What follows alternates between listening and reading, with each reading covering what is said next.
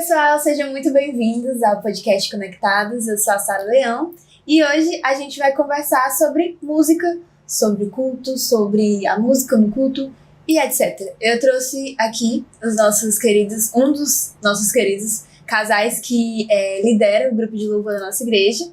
Então, o Choco e a Teia, vocês acharem se apresentar? Pessoal, tudo bem? Eu sou a Teia. E eu sou o Choco. É isso aí. Estamos aqui na IPF já faz 7 anos e a gente está há 3, 4 anos à frente do louvor, né, junto com a Vanessa e o Rodrigo, e vai ser muito legal a gente bater um papo. É sempre legal a gente poder bater um papo sobre vários ministérios, né, poder compartilhar um pouco de como funciona aqui na IPF. É isso aí. E como é um podcast, um episódio sobre música, a gente não poderia começar sem música, né? Então, por favor. Essa é uma canção que a gente fez, compondo um desafio que a gente recebeu para o aniversário de 140 anos da igreja, chamando a igreja a trabalhar, a completar a missão, baseada em Isaías. Tantos são os que choram, tantos são os que sofrem, a colheita continua à espera de quem se vá. Pessoas que me rodeiam em meio ao meu dia a dia, almas que estão perdidas precisam da salvação. Mas como vão saber se os que pregam longe estão? É hora de me levantar e me dispor a trabalhar e ao chamado dizer: é minha vez, é a minha vez de entender que a vida enfim não terá nem valor sem minha vez, em minha vez eu não testemunhar e eu não completar a missão a que Deus me chamou, ir e pregar do seu amor. Muito bom.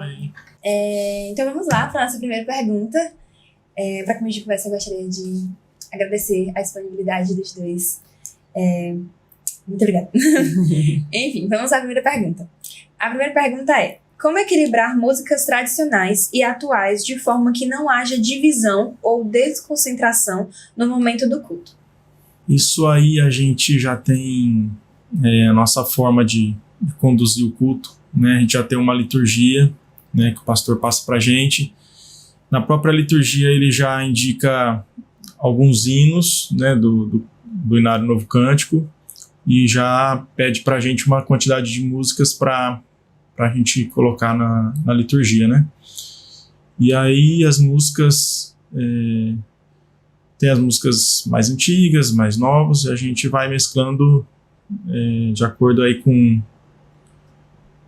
o que a gente sente aí para colocar no domingo. Eu acho que a gente tem que lembrar também que a igreja ela é composta de pessoas diferentes, né? Sim. Perfis diferentes. Então a gente tem as senhorinhas, os senhorzinhos e a gente tem a galera jovem. Então o culto o foco dele é que todo mundo esteja em adoração. Então, para que não haja nem desconforto para quem gosta só das músicas mais tradicionais e nem um desconforto para quem gosta das músicas mais modernas, existe essa mescla, para que todo mundo esteja ali conectado, curta, né? Vou cantar uma que não é muito a minha vibe.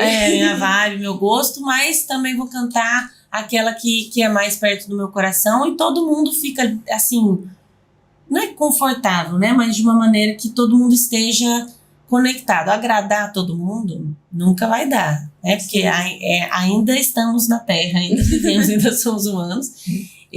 Agradar todo mundo não vai dar, mas a ideia é que todos que estão na igreja possam estar se sentindo conectados de alguma forma, com todos os tipos de Sim. de melodia, né? Canção. Uma forma também que a gente encontra de conseguir unir esses mundos, né?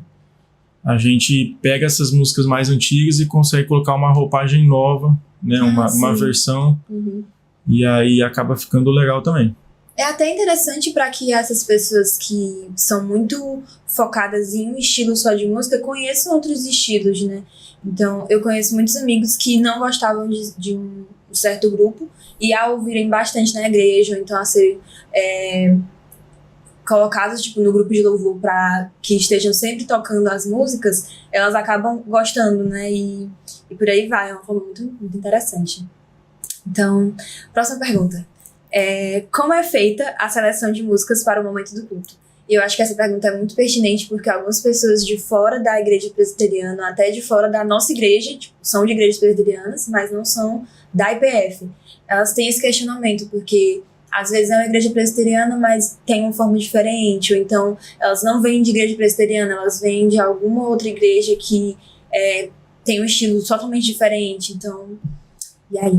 Eu vou deixar essa mais com ele, porque como a gente disse, é liderança, né? Somos em 2 casais, 4 pessoas. Cada um tem uma coisa que se sente mais uma afinidade maior para cuidar, né?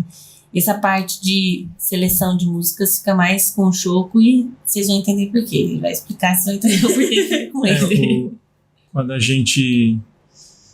A questão das músicas em si, a gente é muito variado. Às vezes no domingo, à noite anterior, dentro de uma palavra que está tendo, a gente já lembra de alguma coisa, né? E a gente já vai ticando. Mas a gente leva também em consideração a questão da formação do grupo que a gente vai ter no próximo domingo, né? No domingo a gente está formando as músicas. Então aí dentro da capacidade dos integrantes, né? Da limitação que a gente possa ter, a gente escolhe determinados cânticos que a gente possa ter uma melhor aproveitamento dentro do pessoal que vai estar tocando e cantando. E aí a gente cria uma playlist, né?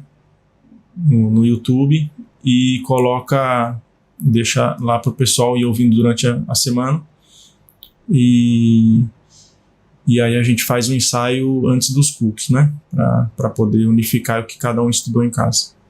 Porque nesse caso graças a Deus a gente tem uma equipe hoje, uma formação, que nós temos gente suficiente para a gente ter escalas, né? Então quando o Choco fala de a capacitação de cada um, é porque a gente tem várias formações diferentes. Então a gente tem pelo menos 2 pessoas em cada instrumento, a gente tem uma ruma de gente no vocal, né? Então assim, a gente, graças a Deus, consegue montar formações diferentes. Então nem sempre quem está no teclado aquele dia tem a experiência suficiente para fazer uma música que vai pedir uma levada que é só de teclado, né, ou enfim, da bateria, da guitarra.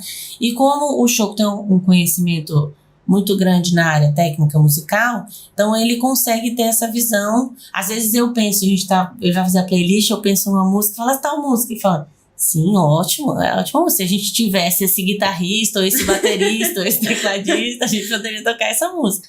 E não que a gente não possa trazer ela pro grupo, né? Sim. Mas a gente vê, e é uma coisa legal, porque a gente vê o crescimento também. Então, pessoas que entraram lá atrás com a gente, que tinham mais dificuldade, não se sentiam tão seguras para tocar uma certa música, hoje, 3, 4 anos depois, a gente vê que se sentem seguras, dá para desenrolar, né? Então, porque o nosso foco é sempre que saia o melhor, né? A gente segue o versículo que diz que a gente tem que fazer o nosso melhor. Sim. Então a gente vai dentro do que cada um consegue, puxando aqui, dando um desafio, mas sem que seja uma coisa que vai desafiar... Além da capacidade. Né? Deixar a pessoa nervosa aí, ela também não consegue desenvolver ali no momento, né? Então a gente trabalha com essa ideia e buscando também a inspiração aí durante a semana para a seleção das músicas em si. E embora seja muito técnico, a gente estava até conversando na questão espiritual, né? Porque quando a gente estava conversando sobre o que falar e tal, eu falei, e assim, essa questão, tem algum ritual de escolha de músicas? Cada semana é bem diferente, né? E acho que Deus é bem prático com a gente, ele não vai vir aqui no meu ouvido e falar uma... Bota minha vez, né? Pode vir. Pode fazer, mas eu acredito mais que ele é prático, né? Ele mostra durante o nosso dia a dia, né? As músicas vão vindo. Teve até uma questão agora, faz pouco tempo, acho que não lembro se era o culto de Natal ou de Ação de Graça, que o pastor pediu pra gente fazer a playlist, era um culto durante a semana. E aí eu lá no trabalho pensando e fazendo, aí o Rodrigo também fez e me mandou. E aí quando ele me mandou, tinham 2 ou 3 cânticos que ele tinha escolhido, que eu também tinha escolhido. De 5 cânticos. De 5 cânticos. Sim. Então, assim, da infinidade de cânticos que a gente faz, né? Foi uma surpresa. Eu falei, Rodrigo, olha só, tinha escolhido essas aqui também. Ele, Essas 3 Deus. ficaram com certeza. Com certeza. E aí a gente vê realmente o cuidado de Deus com esse trabalho, né? Muito legal. Os detalhes. Isso dá continuidade para a próxima pergunta, que é como a qualidade da música no culto, né? Instrumentação, som, etc., até afinação também, ela influencia no momento de adoração a Deus. Na opinião de vocês. Eu tento ver pelo lado, não fazendo o melhor, mas não deixando acontecer o pior. Sim. Né? Porque é aí que chama realmente a atenção. Sim. E acaba tirando o foco, né? Uma microfonia que tira o foco, um instrumento desafinado, né? Um erro numa letra acaba... Assim, pode ser poucas coisas, mas acabam atrapalhando um pouco. Então a gente, conhecendo a limitação que a gente tem do que a gente tem aqui na igreja, né? De equipamentos e também a questão do pessoal, a gente tenta realmente fazer o melhor, buscando essa excelência no simples dar certo, né? A gente precisa fazer uma coisa mirabolante para que o culto seja, a adoração seja agradável, né? Sim. Eu acho que a gente fazendo aí o simples bem feito fica o ideal. É porque a gente pensa assim, como a gente falou, né? O foco do nosso culto é a adoração a Deus. Que foco, é um diferencial que é notado, é notório para quem vem de fora. Exatamente. Então justamente o foco é Deus, o foco é Ele ser adorado, Ele ser exaltado, a gente agradecer a Ele, a gente aclamar a Ele, mas Ele é o foco. Então, tudo que a gente faz, né, então isso tudo que o Choco falou, a questão de não tirar a concentração, é por essa questão. Se eu faço uma música em que eu vou ter um desafinamento aqui, eu vou ter uma microfonia ali, essas coisas tiram o foco do que tem para ser, porque como a gente falou aqui mais cedo, a gente é humano e a nossa mente vai assim, é igual quando você está ouvindo um pastor ou um professor, alguém falando, e essa pessoa tem um vício de linguagem, fica, né? É notório demais. Né? O tempo todo, então, comete muitos erros de português. Acaba que a sua mente vai ficar focada em ver aqueles erros que ele vai cometer, vai ficar esperando qual é o próximo erro que ele vai cometer e perde a mensagem que ele está passando, né? E isso é na igreja, isso é na faculdade, isso é na escola. E a mesma coisa acontece com a música.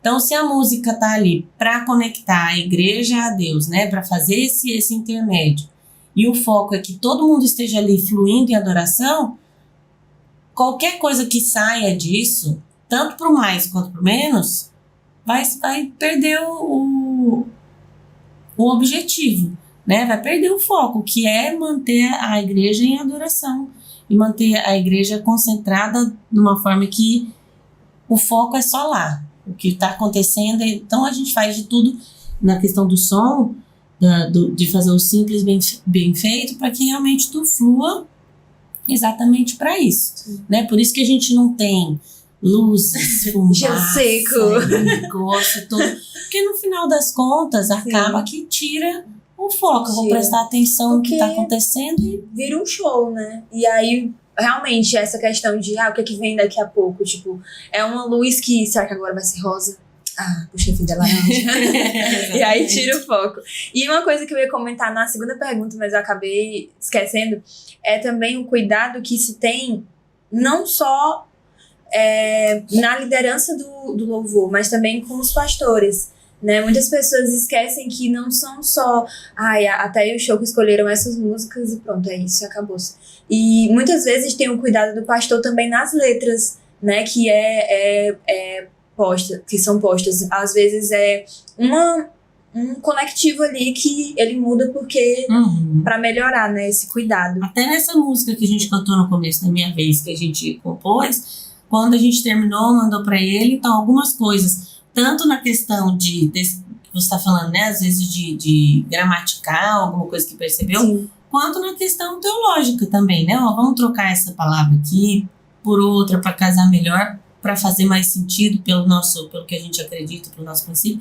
E os pastores aqui, a gente tem muito cuidado com isso, né? Então, às vezes já aconteceu de a gente montar a playlist e voltar dos pastores e pedir, vamos trocar essa música aqui, talvez essa música aqui para hoje não seja legal. Ou então, olha, eu vou pregar mais pro lado de arrependimento, se a gente puder ter alguma música que fala sobre isso. Então, tem muito isso, o cuidado dos pastores mesmo com essa escolha também do que vai participar, estar dentro da liturgia, né? Sim. E aí vamos para a próxima pergunta. De que forma o canto congregacional ele pode ajudar na comunhão e no momento de adoração no culto? Que acho que foi o que você já comentou, que tipo, na igreja a gente tem diferentes faixas etárias, né, e diferentes gostos também. Então, tipo, a gente tem os idosos que eles têm uma certa dificuldade em cantar um rap. Então a gente não vai botar um rap. A gente também tem as pessoas mais jovens que gostam de um rap, então... Mas essa questão do cuidado no canto congregacional, que é um canto que seja, assim, uníssono, né? Uma coisa mais equalizada para todos, enfim. Essa questão de... A gente ali, na verdade, é um intermediário. O Ministério de Louvor, a gente tem que entender isso. E a gente faz questão de que quem esteja no Ministério de Louvor entenda isso, né? Uhum. A gente faz parte do culto e não somos a parte mais importante. A parte mais importante do culto é a palavra, que é o que, né, que vai trazer a mensagem que Deus tem para cada um. Mas a gente faz parte. Então, o nosso trabalho como Ministério de Louvor é ser intermediário, né? Fazer esse caminho que vai levar a igreja à adoração nesse momento de música. Então, o canto congregacional é para que todo mundo, como você falou, esteja junto. Então, é muito gostoso. Às vezes a gente acha que vai trazer um cântico que não vai agradar, por exemplo, as senhorinhas, mas como é gostoso ver o pessoal que é mais velho, às vezes se entregando, cantando uma música que é mais nova, assim, o que também é muito legal quando a gente está lá na frente cantando o hino, só piano e voz, e ver os jovens ali também, em reverência, cantando. Então é um momento de todo mundo estar falando a mesma língua, né? E aí, às vezes até é legal quando pelo menos eu gosto de fazer isso, de escutar, né? E não dá para fazer em todas as músicas. Mas tem música que a gente está cantando que eu consigo escutar a igreja mesmo estando com o fone. Porque sim, a igreja está cantando assim, realmente se entregando. E aí, nesse momento, eu sinto que dá pra gente parar os instrumentos e cantar só as vozes, a igreja toda. É o momento da gente ouvir como a gente tá todo mundo cantando junto. E que a gente ali é só realmente instrumento. Se tirar tudo ali da frente, a gente continua com um coral maravilhoso. Cortar todos os microfones, todo mundo erguendo a voz. Então é isso, a igreja toda cantando como um só, que pra mim é maravilhoso, porque pra mim eu sinto como uma prévia do que a gente vai ter na glória. Isso, que muitas vezes o pastor, antes da gente começar, ou então até algumas músicas que são novas, ou então que ele tá vendo que as pessoas não estão muito... E aí ele fica, gente, vamos, isso é um ensaio pra quando a gente estiver na glória. E realmente é muito bom. Eu também compartilho desse mesmo sentimento de quando tá só as vozes, eu fico tipo... tá muito legal isso. Assim, não é uma coisa que dá pra fazer toda hora, porque senão é uma coisa que vai pro automático, pro mecânico. Sim. Mas tem vezes que eu escuto assim, ó, que mesmo com o fone, a igreja, a voz tá tão assim, não, gente, vamos só todo mundo junto, né? Fica muito bom. E uma questão técnica aí dessa parte do canto congregacional é o tom das músicas, né? Sim. Tipo, ter um tom agradável, assim, tanto para os homens como para as mulheres, o que é uma dificuldade que a gente encontra hoje nas novas músicas que estão surgindo, né? O pessoal acaba esticando demais lá para cima, e aí isso até fica mais para um solo, para uma coisa que não cabe a gente fazer no momento do culto.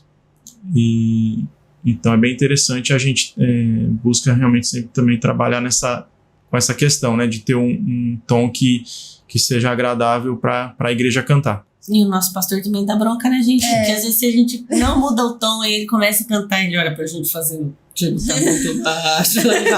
Não presta atenção nisso. E até uma coisa que se comenta muito, porque, tipo, tem músicas que elas são muito legais, muito, muito legais. Hoje em dia tem vários grupos que eles são realmente compositores de mão cheia, e que a gente percebe o cuidado de Deus naquela pessoa que está ali compondo.